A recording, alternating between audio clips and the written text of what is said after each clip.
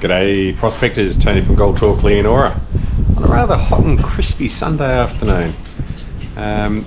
Bit of a yard day today, and I don't think there'll be too much activities going on. Lisa and I were out before dawn this morning pegging some ground, doing some contract pegging for a couple of fellas, and yeah, anyway, we got them done. It was sort of only within 20 k's of town, and we don't mind doing that sort of work. We charge for it, but also it helps people out because you know, people live in different areas or different states and they need a bit of ground marked out.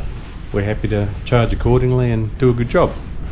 So the work on site, we'll have a couple of videos in town here for the next few weeks because the work on site is going really well. We've finished another area off, and I'm busy stockpiling dirt in the next area, and we've got a bit of a cool weather change coming mid next week, so that'll be quite pleasant for all. But again, we start before dawn's crack and we're into it.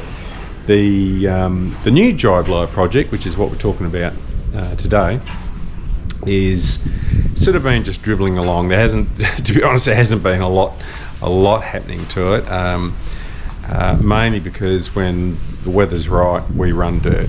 That's where we're making money, and that always gets the priority. Anything else, no, that takes second place. Things have been going on though. We got our new generator, so that's our new little generator. It's going to run the plant, little 22 kVA. And it starts and it does all sorts of U-Butte things. Well, I think it does anyway. Bloody hope so. What have we got? That one? Still working it out. Oh. There you go. What have we got there?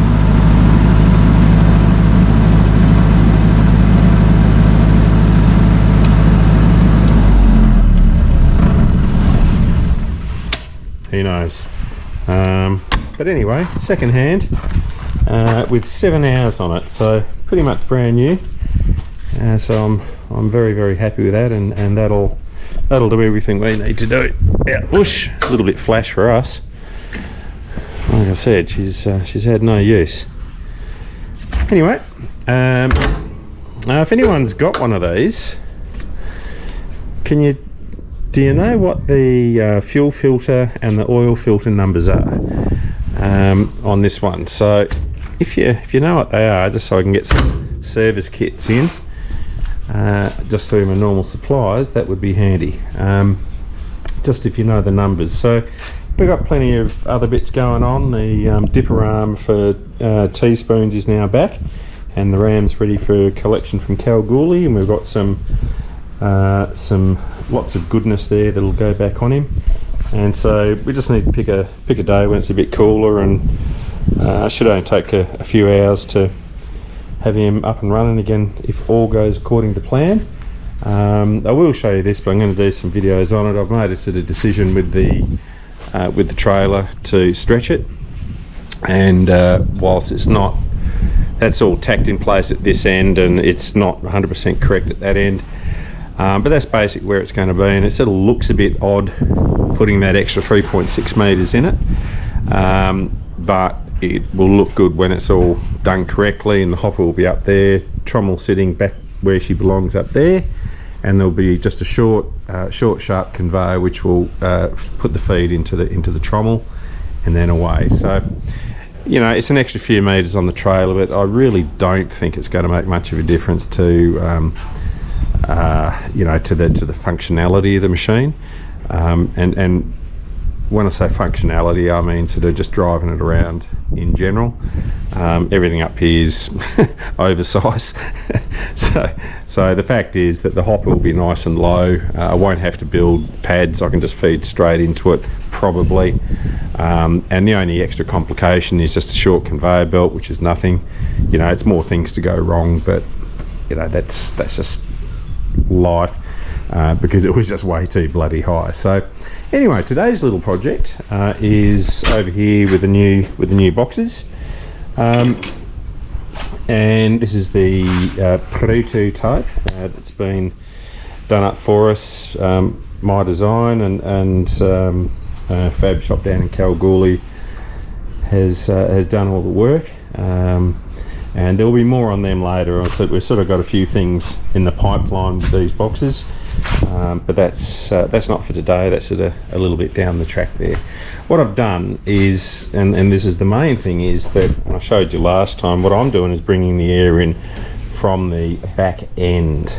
We could say a rear entry, but we won't do that because that could lead to all sorts of complications. So we're bringing it in from the back end rather than from straight in underneath, because what I find is that all the boxes that I've ever seen, they come in from underneath, and it always creates a spot where the airflow is strongest right about here, basically directly above. And we try and get away around that by putting diffusers inside the box just to tumble the air and spread it out. Look, I find that they work to a point, but then they don't, because you always get an area of increased airflow in the middle and less on the outside. And having uneven airflow is not the way to go. What we're trying to gain with dry blowing and any gold recovery, any gravity circuit, any circuits full stop, it all comes down to consistency. So consistent feed, consistent airflow or water flow or whatever it's going to be. So anyway, the boxes themselves are super simple, and there's actually nothing inside them, right? Ta-da! Nothing. There's some custom-made rotary vents on the side, on both sides, which will allow the air to blow off.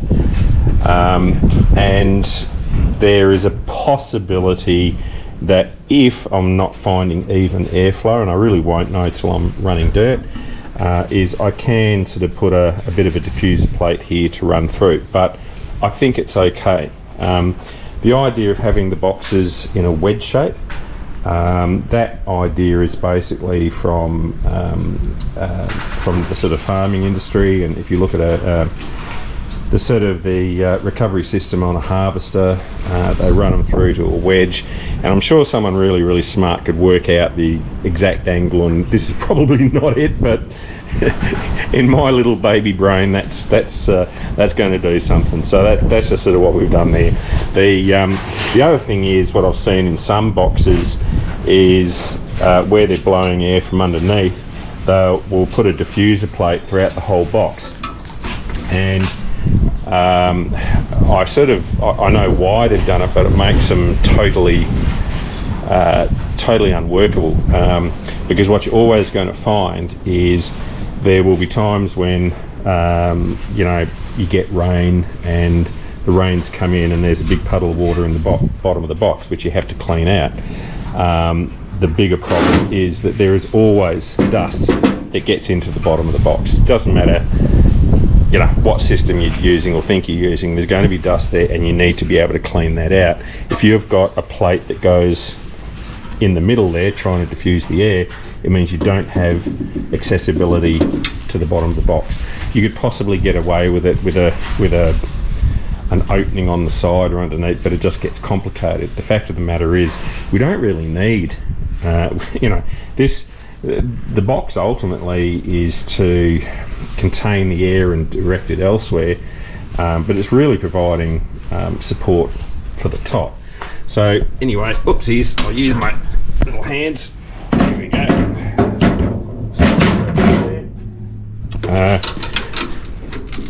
Everything's nice, like so. Both ends. I like that. That's nice. That pulls down really nicely. These little flanges here just locates it very nicely. So the thing is, here what we've got is the mesh, which I've put in here a couple of weeks ago now. That's going to allow the air to go through, and the theory behind all of this is the airflow allows the particles to expand. So if you have and bear with me, my drawing's not real flash. So if you sort of, how do we do this? If we look at it in sort of profile, if we have lots of tightly packed little particles like that, okay, then there's no opportunity for something heavy like a little piece of gold to get through it. This is compacted, okay, and it's like a brick wall. There's no amount of vibration or anything that's going to change that. What we want to do is we want to create an environment where there's a little bit of space between the particles, and obviously this is not to scale. So if we can fluff the dirt up, then it allows something heavy to go through. There'll be more on this. I'm going to do a little sort of theory vid on dry blowing, if that's of interest to anyone, so we can cover some of the real basic theories behind this. But this is just a sort of a poor man's version that'll get you started. So the idea is to create fluffiness in the dirt so that then specific gravity can do its job. And for example, this dirt might have an SG, a specific gravity of, say, I don't know, 2.6, something like that, and gold has got a specific gravity of 19.3. So if you create the right environment, the gold can drop out and get caught in one of these riffles. That's the plan. So there's two things that we're running on these units, and one is that we're running air to create fluffiness, and then we're using vibration to allow things to settle and also to help move the material down the tray. So that's the idea. Today we're only looking at the air side of things. The thing with air is that it's very, very predictable, and it's very much like water, and that is it will take the path of least resistance, and so the easiest path it can take to get out is exactly where it will go. So we can wind up this machine now, and for God's sake, don't look at my bodgy wiring there. These motors, by the way, for those of you that were sort of going down this path, the product number I think is DC7. They're a 3 horsepower motor, single phase, and I get those from Hare and Forbes Machinery Warehouse. They're dust collectors. Okay, that's sort of what I'm using most of. There's heaps of different options. The one thing you'll see is that I have one box and one motor and blower. So, you know, let's say this next dry blower that we're in the process of building now is going to have eight of these boxes. So that's whatever they are. They're close to $800 each. So you're looking at a good $6,000 worth of blowers and motors just to feed the boxes. So it's not nothing's cheap. But the reason why I like it is we have one motor, one blower to one box. A lot of people will have a bigger motor split into two, feeding two boxes. Some people will have one big blower going through to what we call a balancing tube, so a nice big box system that allows the pressure to build up, and then it feeds off into half a dozen different boxes. But remember, I said the thing about this is that air will take the path of least resistance, just like water. So if I get if I've got half a dozen trays there pumping away, and I get a blockage, which will mean an interruption of material feed, and that happens more regularly than you'd think, mainly from vegetation block up or something like that. So if I get a problem with one of the boxes, the feed stops, and therefore all of a sudden the sheet of material which is creating the pressure, because it's blocking all those holes up, is suddenly no longer there, which means all the air is coming out of this box and not going into either, if it's split into two, then it's not going into the box next to it, or if the whole system is lined up, then it'll be affecting every other box. This way, if I get a problem with one box, or with one blower and or one box, it only affects one box, and the other 7 keep trucking away until I can recognise that there's a fault and get to it. You know, sort of an extra 10 grand because you've got to wire these things up, everything else. It's a lot, you know, for that sort of privilege, but I think it's absolutely worth it. And just a bit on these rotary, these sort of rotary vents. I think that's the one. Get Stumpy onto it. These are lovely little things, so we can get a huge opening there down to nothing on that side. We've got one on the other, one on this side, one on the other. And so what you'll find is that if I'm getting too much air, because I always do try and get more air than I think I need, what I can do is on either side of these boxes I can open it up just to allow a little bit of the air to spin off, and that drops the overall flow and the pressure coming out the top there. I don't think that'll be a problem. These boxes are a lot bigger than your normal boxes. I've only gone about 100mm wider, but I've certainly gone longer just to put a couple more riffles in there, because basically, why not? The intent here is that the dirt will land about here. There will be a plate on this, a bit of HDPE plastic that we use in wear plates in hoppers and what have you, and that'll hit here, and with the vibration that will be going through this, which I'll cover on another video, that balances, the dirt balances out super quick. So now I've forgotten where we were because we're going off on tangents. What I'll do is fire this thing up.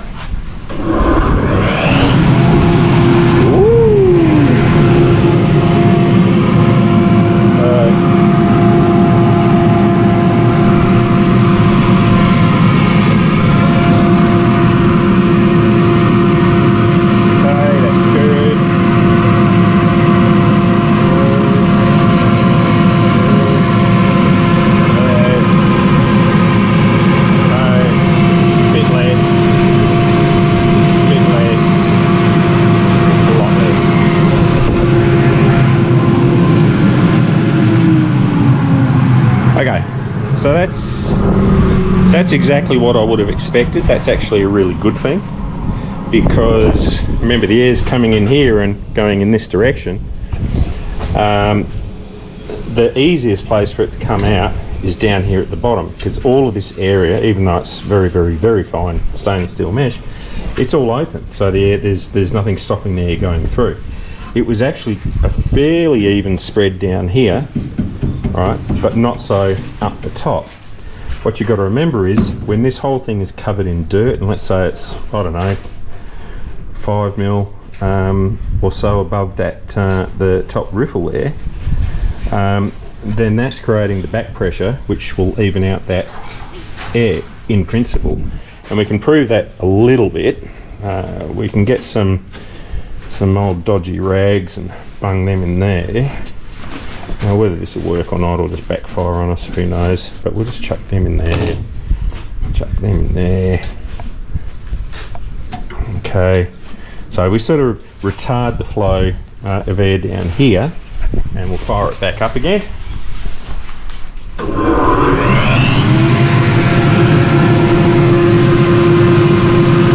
go right up to the top one.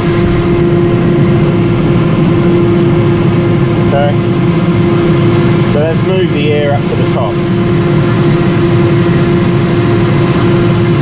That one's struggling, but that one's no worries at all. Okay? So if we somehow, I don't know if I can do this. No, I can't do it. If we take these away, we can see that that airflow's dropped off a bit.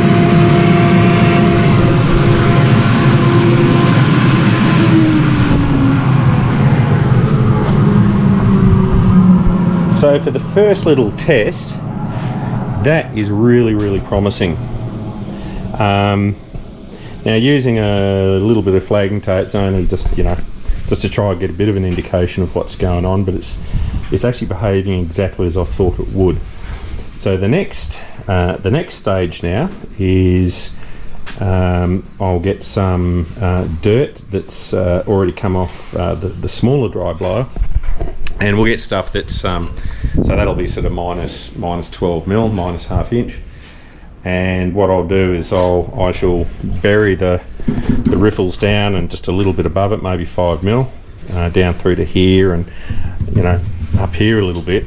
Then I can weigh it, so that will give me a weight of the entire unit. I can then go to the people that supply the vibration motors, and that will give them the information they'll need to calculate exactly what size motors are going to work for it. I've got a pretty good idea anyway, but it never hurts to let smart people do what they get paid for. So and then most importantly, I won't be doing it here, I'll put it down the front yard, and I'll take a video of it when I do it. But when the dirt is raring to roll, that's when I'll turn it on. And if everything's going according to my cunning plans, it should be a nice even flow right up the riffles of dirt and shit coming up. That is the dust, because that's what we're trying to get rid of, is the fine particles of dust. Again, more on that in another video, but that'll be the next stage. So for now, I think that's actually going really, really well. Super simple, but very well made, and they will last a long time. Why do we use aluminium? Because these are well over $1,000 to make, and if I was selling these, they'd probably be $1,300–1,400 a box. But why do we? And if you made that out of mild steel, it'd probably be a couple of $100. The reason why we do it out of aluminium, and traditionally they were done more out of wood, is because it's non-magnetic. The thing is that mild steel can magnetise, and the problem with that is that when you're working in ironstone, which every dry blower is, they can hold on to ironstone, which is not what we want. We want that to be able to move on, and so for the gold to be able to be trapped. So non-magnetic is important. Does it make a huge difference? Well, it makes enough of a difference for me to pay $1,000 more than I would if I was building them out of mild steel. The other thing you'll notice here is a lot of people talk about dead zones. I don't believe in dead zones in constant air dry blowers. So basically this section here is the back of the riffle, and I want airflow right up to it. So if we have a look on any one of these, we might be able to see, but basically I've got airflow right up to where the gold and the heavies are being trapped. The reason for that's really simple. If I create a dead zone, so if I make, say, 10 mil block it here, I could just put sticky tape on the back, or I've had the stuff cut out. What'll happen is that the dirt will compact from 10 mils back to the back, and there is no way that gold can get through that once it's compacted. It's like concrete. Okay, so it, in my humble opinion, it works against you. Whereas if we keep it live, then we are achieving the same thing, where we are allowing the light stuff to be blown out and replaced by the heavies. So that's why I like a live riffle rather than these so-called dead zones. I think they're not the way to go, in my humble opinion. And again, sort of anything that I'm talking about is sort of my opinions, and I'm only one bloke who doesn't know everything. So there we go. Prospectors, that's just a bit of a start on the dry blowing. We'll be doing a few more vids over the next couple of weeks. Hopefully that's of some interest to you. And if you've got any questions, just reach out, ask, leave some comments and all that sort of stuff, and if I can answer them, I bloody will. So cheers, prospectors. Aroo.